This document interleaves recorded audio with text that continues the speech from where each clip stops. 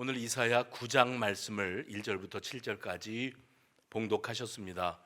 지난 주에는 우리가 이사야 7장 말씀을 묵상했었더랬습니다. 그래서 이 이사야서를 묵상하면서 나누었던 말씀이 뭐였는가 하면, 이 이사야서는 구약에 나오는 복음서라.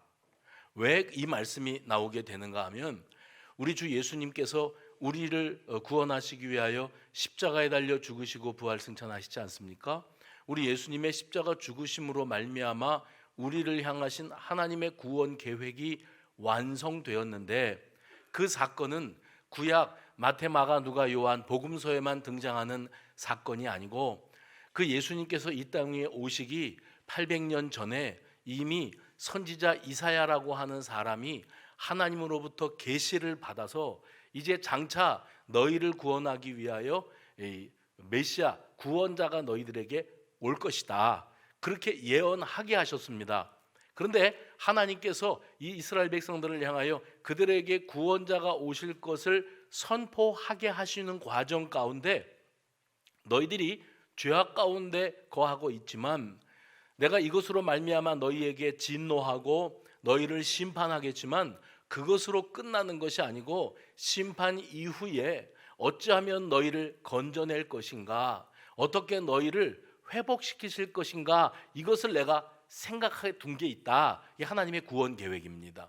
이 말씀을 들려주었습니다. 그래서 복음서에만 복음이 있는 게 아니고 실제로 이사야서에도 장차 오실 예수 그리스도, 우리의 구원자이신 그분이 이제 우리를 위하여 이 땅 위에 인간의 몸을 입고 탄생하시는 장면을 제가 누누이 말씀드립니다.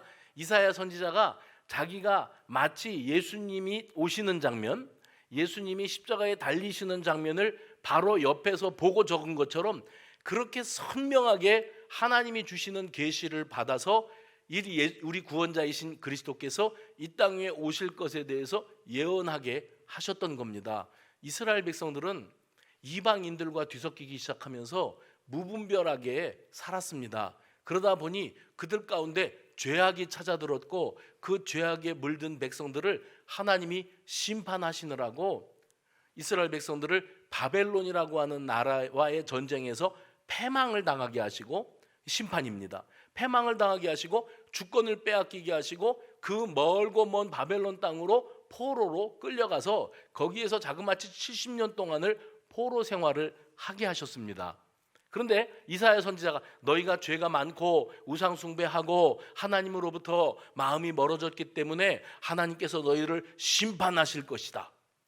그런데 너희가 그 심판을 겪는 과정 가운데 진노 중에라도 긍휼을 잊지 아니하시는 너희 아버지 하나님께서 너희를 그 사망의 음침한 골짜기, 그 심판의 자리에서 너희를 건져내실 것이다.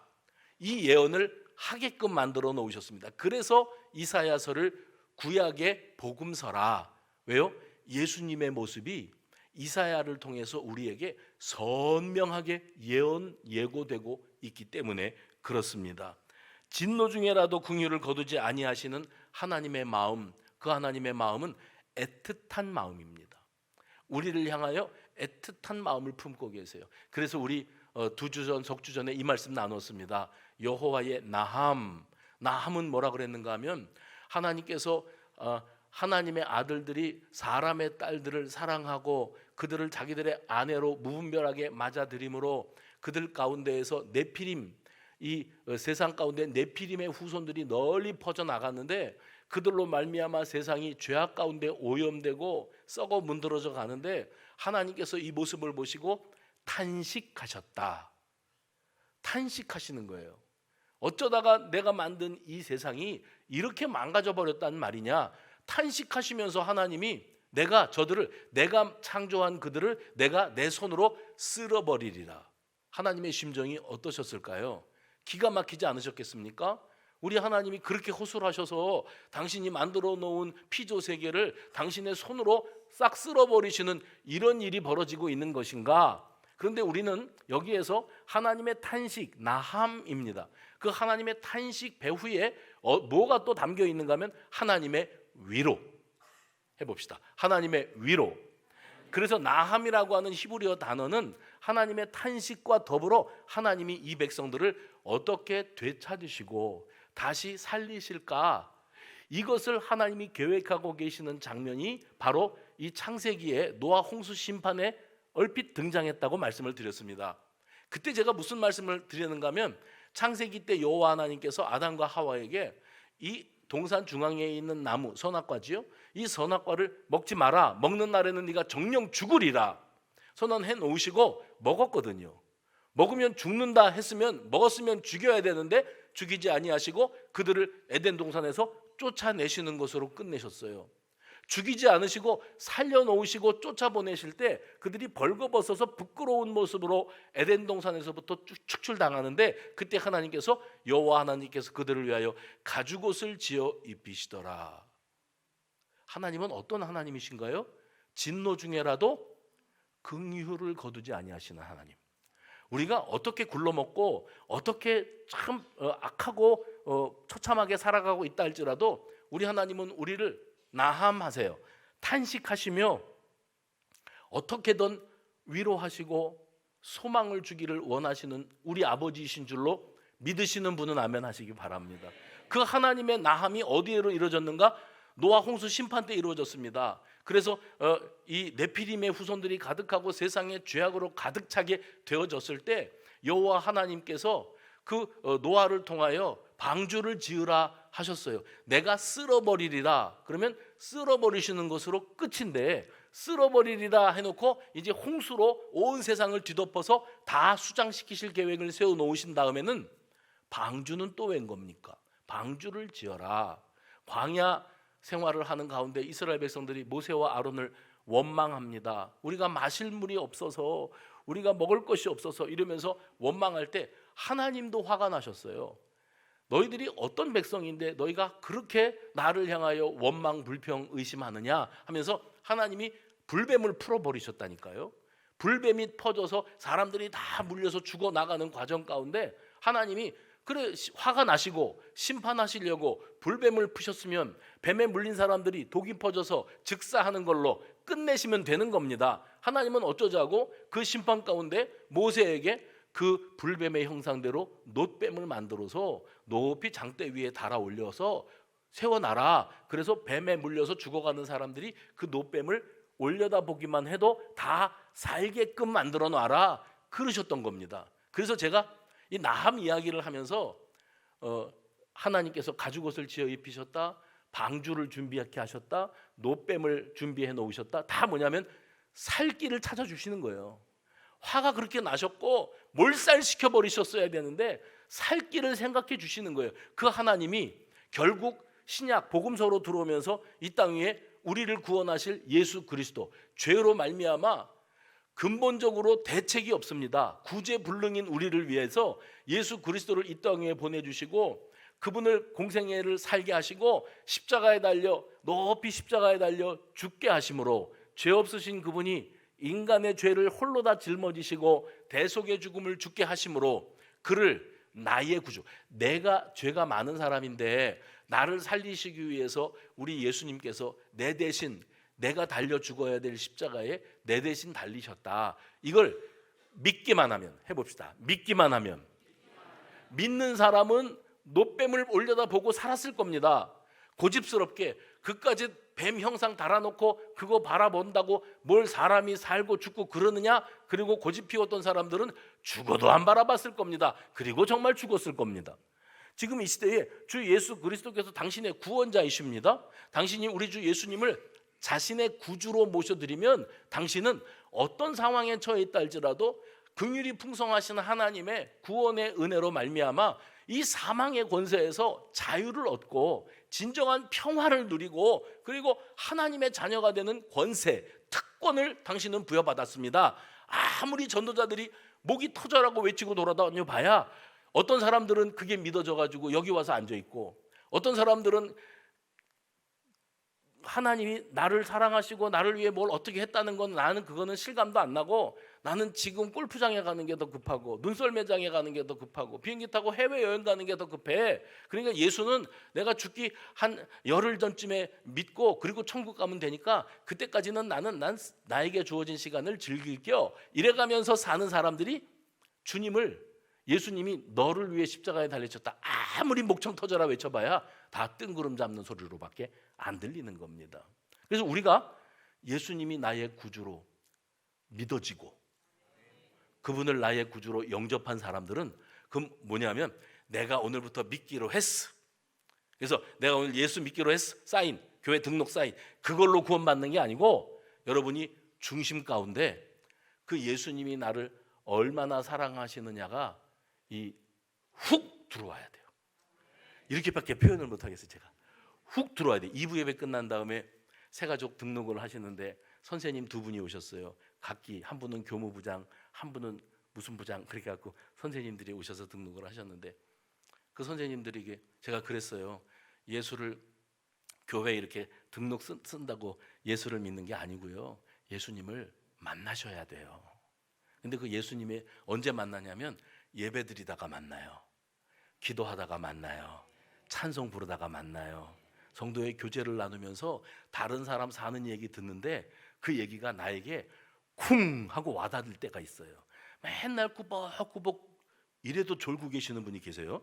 맨날 꾸벅꾸벅 졸다 가는데 그날따라 내가 웬일로 그날따라 멀뚱멀뚱 눈 뜨고 다 들었단 말이죠. 듣는데 목사가 하는 연설이 어느 한 구절이 내 가슴 속에 쿵 하고 와닿는데 그때 완전히 눈물이 나고 무너지는 거예요. 그게 예수님 만나는 거거든요. 예수님을 인격적으로 만나고 내가 어떤 죄인인데 나 같은 죄인 살리신 그 은혜가 놀랍다는 걸 실감하셔야 돼요. 예수는 그렇게 믿는 거예요 라고 설명을 했더니 교무부장님이 뭐라 그러시는가 하면 제가 오늘 쿵 했습니다. 눈물이 나는데 그분이 청년 21살까지 교회를 다니셨던 분이래요. 이게 방금 1시간 전에 있었던 일입니다. 21살 때까지 교회 다니셨던 분인데 그런데 뭐 이래저래 해가지고 학교 일도 하고 뭐 이러면서 교회 떠났는데 지금 이제 뭐라 그러죠? 물에 빠진 사람이 지푸라기라도 잡는 심정으로 우리 선생님이 자꾸 교회 가자 그래서 내가 오늘 한번 와 주었는데 참 수십 년 만에 교회 와서 앉아 있어 보는데 내 마음에 왜 이렇게 자꾸 주책 없이 눈물이 나는지 남잔데 그래갖고 내가 아무렇지도 않은 척 고개를 자꾸 외면하고 숙이고 있었는데 제가요 오늘 쿵이 왔다니까요. 예수님이 나를 위해서 십자가에 달리셨다는 그 이야기가 그게 내 이야기라는 게 실감이 나더라고요. 그래서 그러면 다음 주에 오시면 더 실감 날 겁니다. 내가 그러고 보냈어요. 여러분 그렇습니다. 우리 하나님께서 우리를 살리시기 위해서 놀라운 구원 계획을 세워놓고 계세요. 이사야 때나 지금이나 똑같습니다. 오랜 세월이 흘렀지만 이사야 때에도 어떤 사람들이 있었는가 하면 힘들고 어려워요.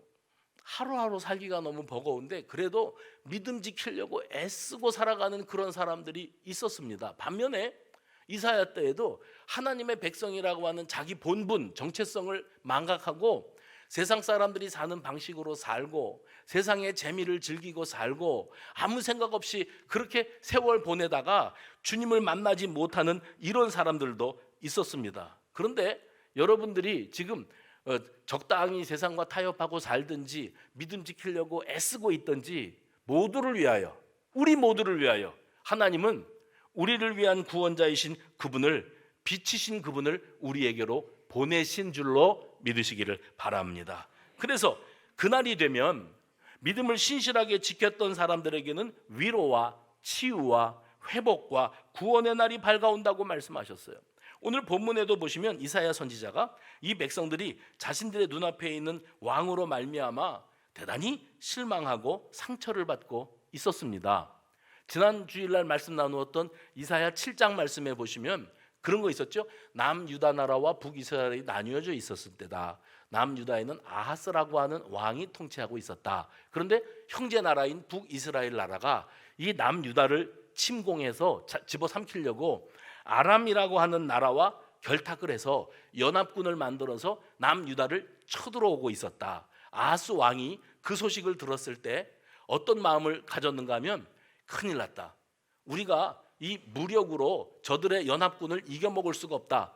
그러니 어떻게 하면 좋겠나 하다가 그가 겨우 생각해낸 게 저 그 북방에 아수르라고 하는 나라가 있는데, 그 나라가 워낙에 기세가 등등하니 그 나라 왕에게 사신을 보내서 우리가 당신 말을 잘 들을 터이니 지금 이 위기 상황 속에서 우리의 백그라운드가 돼 주십시오. 그래서 당신 나라와 우리나라가 힘을 합해서 이 적들을 물리치면 그 다음에 우리는 당신 말을 잘 듣고 살겠습니다. 이런 비겁한 요청을 했고, 그 일로 아수르 왕이 남유다를 도왔는가? 그렇지 않았다 그랬어요. 사람의 계략과 계산과 생각은 다 무의로 돌아가고 오히려 아수르 왕이 남유다와 아하스 왕을 우습게 여기게 되어지는 결정적 계기가 되었었노라고 말씀을 드렸습니다. 그때에 북이스라엘과 아람 나라가 결탁을 하고 밀고 내려올 때 이스라엘 백성들의 마음이 어땠다고 써 있지요? 7장 2절에 보시면 이렇게 되어 있습니다. 마음이 숲이 바람 앞에 흔들림같이 흔들렸더라. 마음이 흔들렸대요. 어떻게 흔들려요? 숲이 바람에 흔들리듯이 마음이 흔들렸답니다. 그런데 오늘 이사야 선지자는 이런 예언을 합니다. 너희 눈에 보이는 왕은 믿음직스럽지가 못하지. 그래서 그도 너희들도 마음이 바람에 숲이 흔들리듯이 휘청거리지. 어찌하면 좋을까? 어떻게 하면 좋을까? 이러고 있지. 그런데 너희들에게 장차 오시게 될 왕이 있다. 너희들을 위하여 이 땅에 오실 왕이신 그분은 이 땅 위의 모든 다툼과 전쟁을 없이 하실 평화의 왕. 해봅시다. 평화의 왕. 그래서 오늘 이사야 9장 말씀은 이사야 7장 말씀에 기록되어 있는 다윗 언약에 의해서 메시아이신 그분이 다윗의 후손으로 이 땅 위에 오실 것이다. 이것을 선언하고 있습니다. 오늘 본문 1절 한번 보시죠. 1절에 두 마을의 이름이 나옵니다. 하나는 스불론이고 하나는 납달리예요. 저 좀 보십시오. 소돔과 고모라 그러면 여러분뿐만 아니라 세상 사람들도 주워 들은 게 있어서 소돔과 고모라 그러면 이미지가 딱 있지 않습니까? 그 어떤 특별한 이미지, 부패와 타락과 심판을 당할 그런 사람들. 그런데 스불론과 납달리 그러면 우리는 그게 뭐 이러고 지나갈 텐데, 이스라엘 사람들은 이 두 도시의 이름을 들으면 마음 가운데 탄식이 나옵니다. 왜냐하면 그 두 도시는 자기들의 부끄러움이고 수치였습니다. 갈릴리 호수 서쪽 지방에 있는 이 두 도시가 북이스라엘이 아수르의 침공을 받아서 빼앗긴 땅이었습니다. 그러니 자기들이 당당하게 주인 노릇을 해야 될 땅을 이방 민족에게 내어주고 말았어요. 빼앗기고 말았어요. 그래서 그들이 절망합니다. 그러니까 스불론과 납달리 생각하면 뺏긴 땅, 우리에게 주신 땅인데 우리가 뺏겼지. 2절 보십시오. 2절에 이렇게 됩니다. 흑암에 행하던 백성이 큰 빛을 보고 사망이 그늘진 땅에 거주하던 자에게 빛이 비치도다. 여기에 큰 빛, 빛으로 표현된 이 단어가 흑암이라고 하는 단어, 어두움의 권세와 극적으로 대비가 되어지는 그런 단어라고 말씀드릴 수가 있습니다. 이방 나라에게 멀쩡한 우리 땅을 빼앗겼다. 그래서 그 다음부터는 이 스불론과 납달리가 어떤 일을 겪고 살았는가 하면, 그들이 농사를 지어서 결실을 거두어도 이 자기들이 지배한 땅이기 때문에 이 아수르 사람들이 와가지고 다 걷어가 버립니다.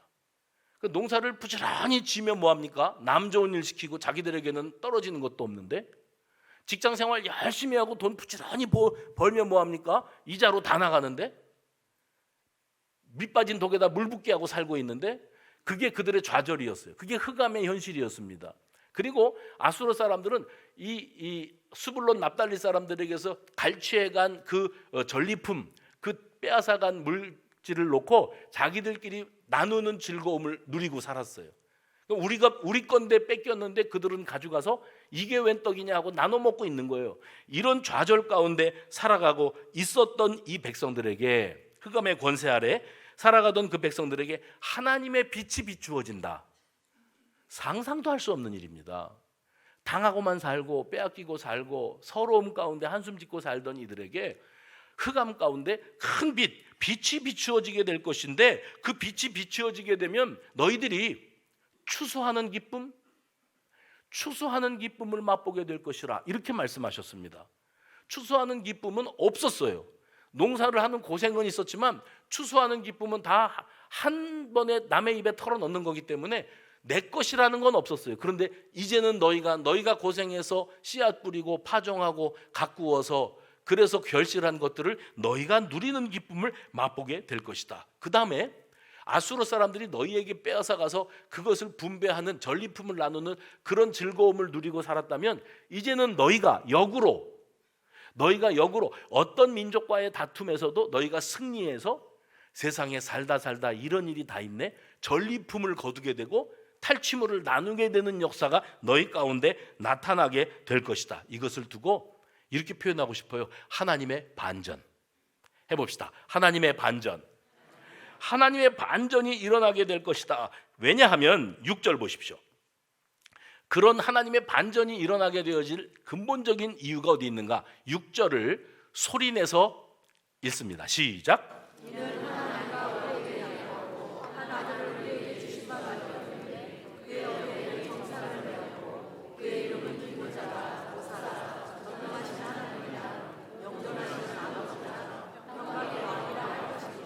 7절 같이 합니다. 시작. 그 정사와 평강에 더함이 무궁하며 또 다윗의 왕좌와 그의 나라에 군림하여 그 나라를 굳게 세우고 지금 이후로 영원히 정의와 공의로 그것을 보존하실 것이라. 만군의 여호와의 열심히 이를 이루시리라. 맨 마지막 구절이요. 만군의 여호와의 열심히 이를 이루시리라. 아까 그랬습니다.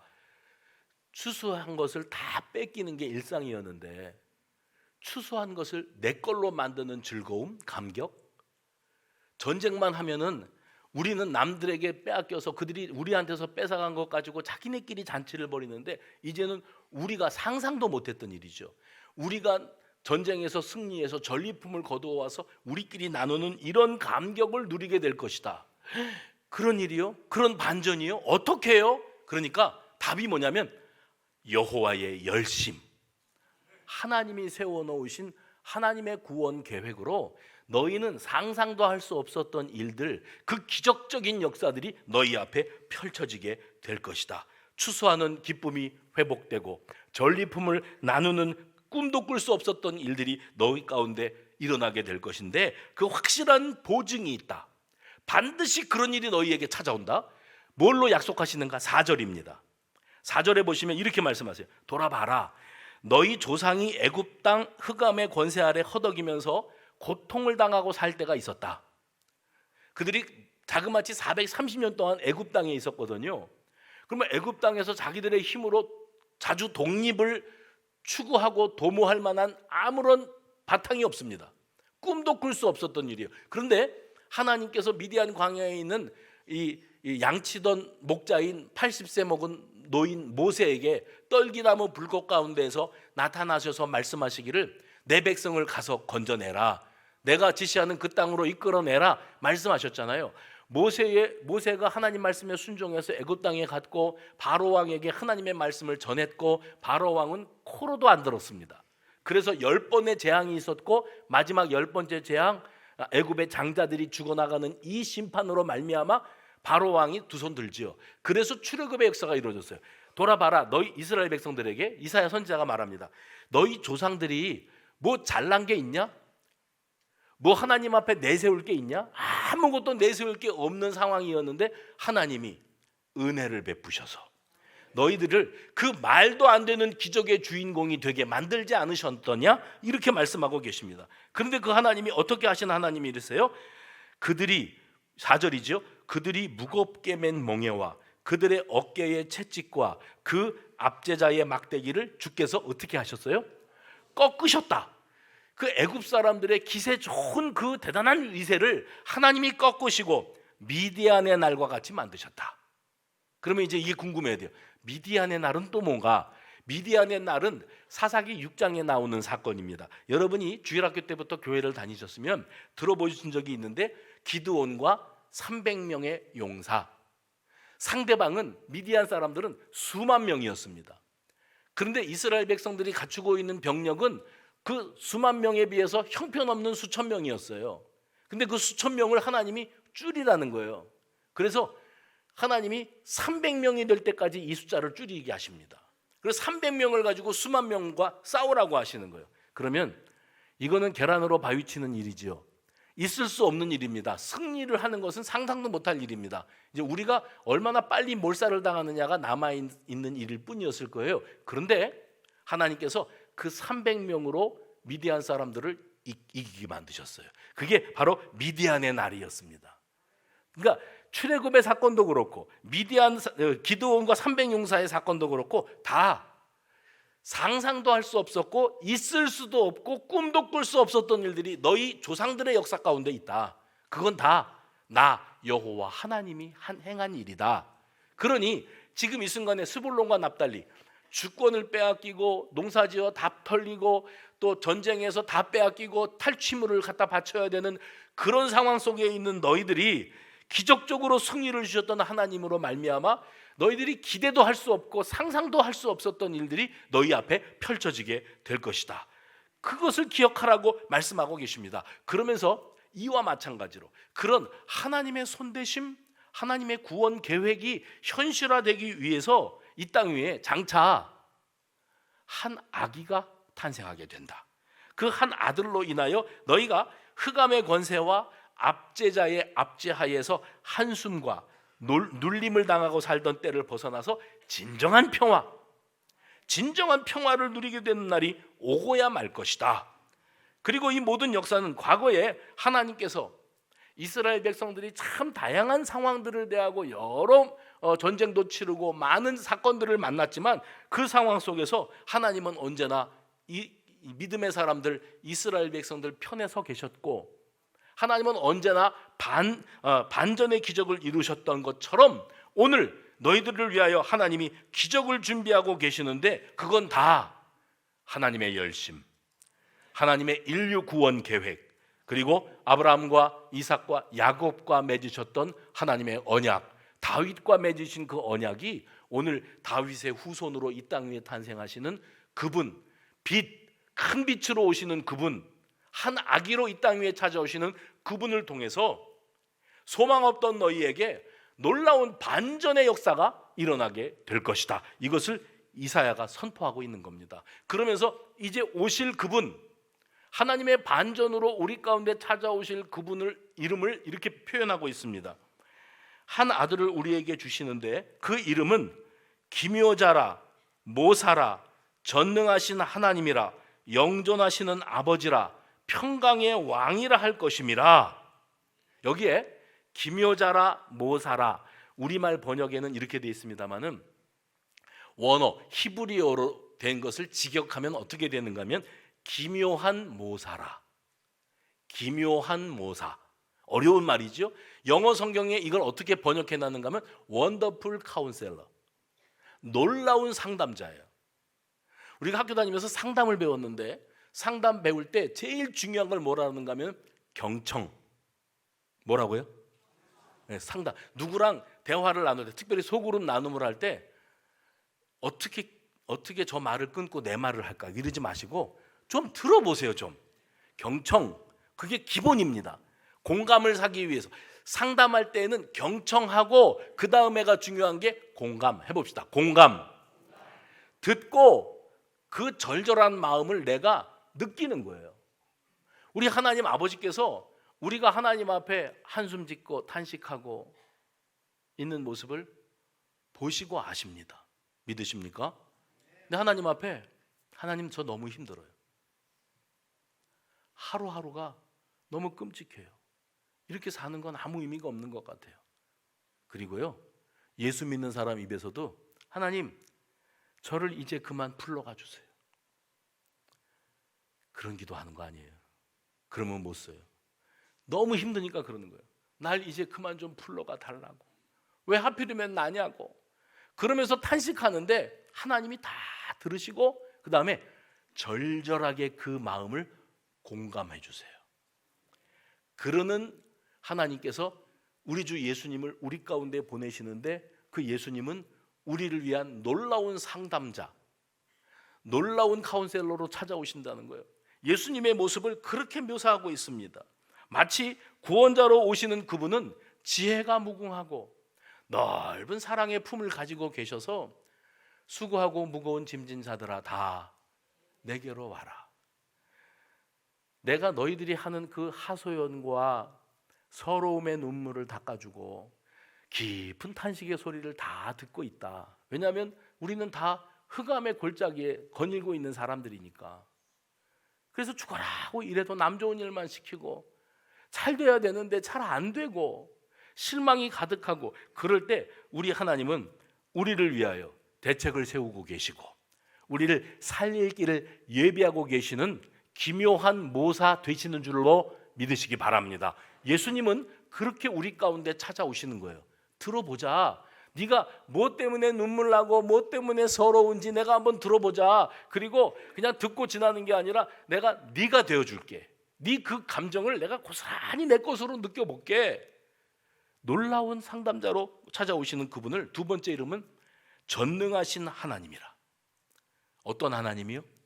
전능하신 하나님. 전쟁에 나가서 승리를 쟁취하고 탈취물을 나누는 군사들의 이미지. 이게 힘없는 어린 아기로 구유에 태어나시는 누이신 어린 아기의 모습에다가 승리를 쟁취하고 전리품을 나누는 이미지를 입히는 겁니다. 우리가 신앙생활을 하면서 우리 주님을 어떻게 부를 때가 많은가 하면 만군의 주 여호와. 만군이 뭐예요? 군사입니다.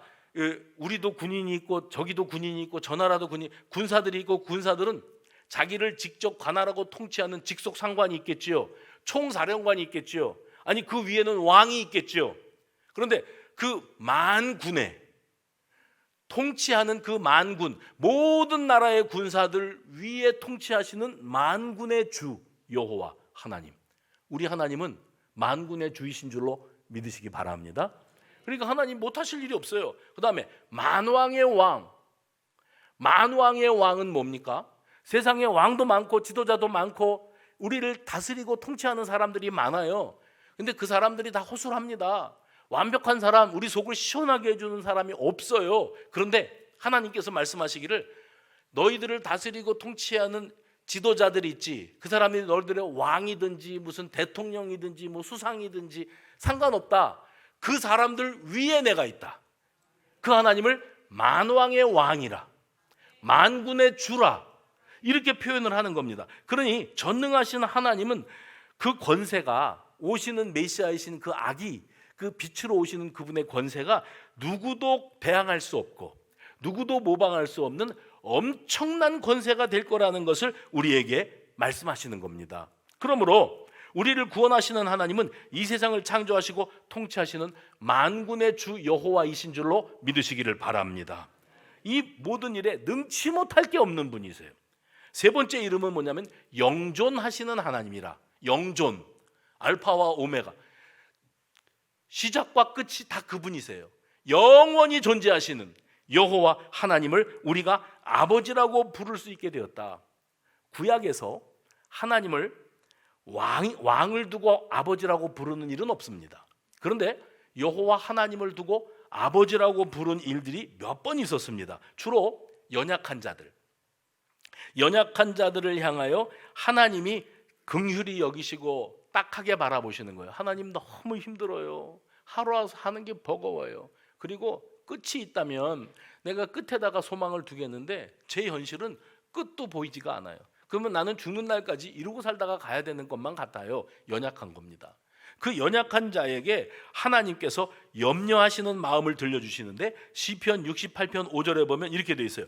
그의 거룩한 처소에 계신 하나님은 고아의 아버지시며 과부의 재판장이시라.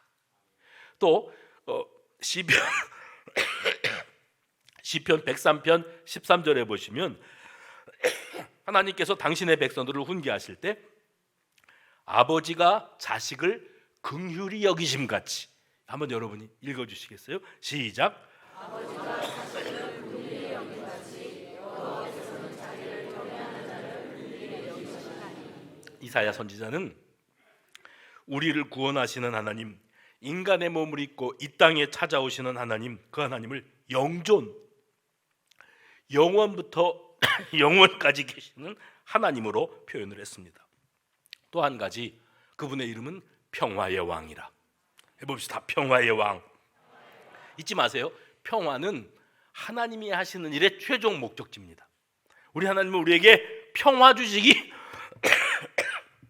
죄송합니다. 원하시는 줄로 믿으시기를 바랍니다. 그래서 어떤 신학자는 말하기를 구약에 등장하는 왕들 있지 않습니까? 인간 왕들입니다. 그 인간 왕들이 하는 행태가 왕으로서 제구시를 못했어요. 든든한 그리고 책임감 있는 그리고 하나님 앞에 엎드리는 그런 제대로 된 왕이 그다지 많지 않았습니다. 대부분이 다 부실하고 허술하기가 짝이 없었습니다. 그런 상황 속에서 너희들을 위하여 이 땅 위에 오시는 왕이신 그분은 평화의 왕이시다. 하나님께서 우리를 위하여 평화의 왕으로 보내주시는데 그 평화의 왕은 다윗의 계보. 누구 계보요? 다윗의 왕자, 다윗의 언약의 계보에서 그의 후손으로 이 땅 위에 탄생하실 것이다. 그래서 그분으로 말미암아 이 세상은 굳게 세워지고 보존되게 될 것이라 이렇게 말씀하시면서 오늘 설교의 제목 여호와의 열심히 이를 이루시리라. 어떻게 그게 가능해요? 하고 물을 때 너희들은 모르지. 하나님의 열심, 그건 하나님의 구원 계획이에요. 하나님이 우리를 사랑하시고 나함 탄식하시면서도 우리를 위로하시고 살 길 예비하시는 그 하나님께서 우리와 함께 하심 와예히 그 하나님이 임마누엘로 귀결되면서 우리에게 구원의 산 소망을 허락하신다는 겁니다. 지구상에 커다란 땅덩어리를 가진 나라들이 있어요. 저 북쪽으로 러시아라고 하는 나라가 땅이 엄청 넓습니다. 그 밑으로 중국이라고 하는 나라도 엄청 땅이 넓습니다.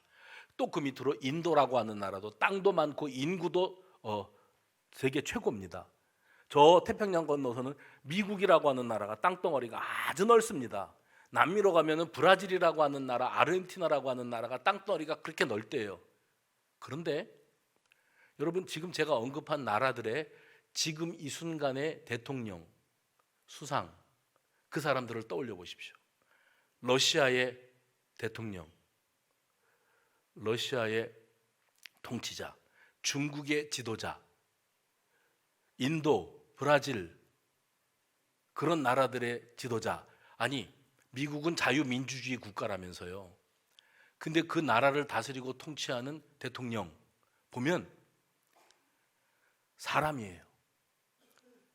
공산주의 국가의 지도자일수록 독재자가 많지요. 자기가 말하는 게 다 법이고 자기가 하고 싶은 대로 끌고 나가는데 그 하는 행위가 허술하기가 짝이 없는 겁니다. 믿음직스럽지가 못합니다. 죄송스럽게도 안타깝게도 이 나라 이 민족도 지금까지 이 현대사를 써오면서 정말 듬직한 지도자, 생각이 깊고 자기 입속보다는 백성들, 이 조국의 대한민국 백성들을 생각해서 자신을 희생하고 청렴결백하게 그렇게 자기의 직을 지켰던 사람은 아직까지는 한 명도 없었습니다. 지금도 마찬가지인 것 같습니다. 그러면 이 나라는 앞으로는 이쪽이 이러니까 저쪽이 하면 좀 나은가? 저는 거기 전혀 소망이 없다고 생각합니다. 그쪽도 이쪽도 소망이 없습니다. 이런 허술하기 짝이 없는 그런 모순덩어리인 인생이 왕이 되고 대통령이 되고 지도자가 돼서 이 민족을 다스리는데 그 통치자 밑에 있는 백성들은 무슨 죄냐고요. 한숨이 나오지요. 탄식합니다. 절망합니다. 그런 민족들을 바라보면서 여호와 하나님께서 말씀하시는 거예요. 사람들은 다 그래. 너희가 어떤 왕을 세워도 너희를 만족시켜 줄 수 없어. 든든하지 못해. 다 허술하다. 그리고 지 입속만 챙긴다. 부정부패가 가득하다. 그런데 이 땅 위에 내가 평화의 왕을 보내줄 거야. 평화의 왕으로 오시는 그분은 다윗의 계보에서 태어나시게 될 것인데 그분은 온전하고 우리를 위하여 자기를 내어주는 진정한 우리의 왕이 되실 것이다.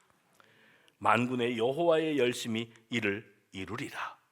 왜 이 만군의 여호와의 열심히 이를 이루리라는 마무리가 필요했을까? 그것은 하나님이 계획하고 계시는 인류 구원의 계획에는 우리가 상상도 기대도 못하는 놀라운 반전, 해볼까요? 반전.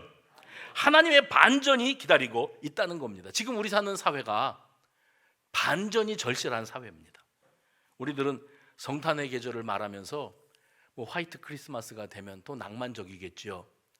선물을 주고받으면서 서로의 사랑을 확인하는 것도 참 아름답고 낭만적일 겁니다. 사람들은 예수님의 탄생하신 날 메리 크리스마스를 외치고 모두가 축하하고 크리스마스 파티를 계획할 겁니다. 그런데 우리는 압니다. 우리 그리스도인들은 이 성탄절이 하나님께서 흑암의 권세 가운데 얽매여 있었던 우리를 살리시기 위한 하나님의 반전을 이루신 날이에요. 하나님의 반전을 이루신 날이 바로 우리가 살고 있는, 우리가 지금 앞두고 있는 성탄의 때라고 하는 사실을 기억하시기를 바랍니다.